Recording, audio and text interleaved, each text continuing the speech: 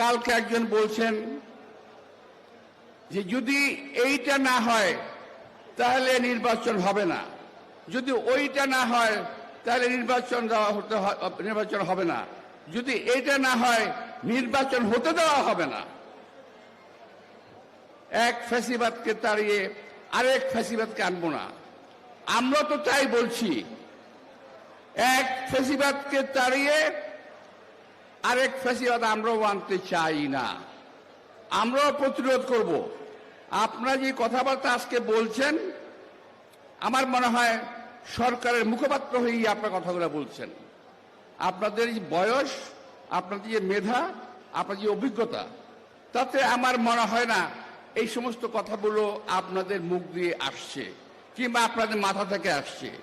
এটা অন্যজনের প্ররোচিত কথাবার্তা আপনারা বলছেন, এতে কোনো লাভ হবে না।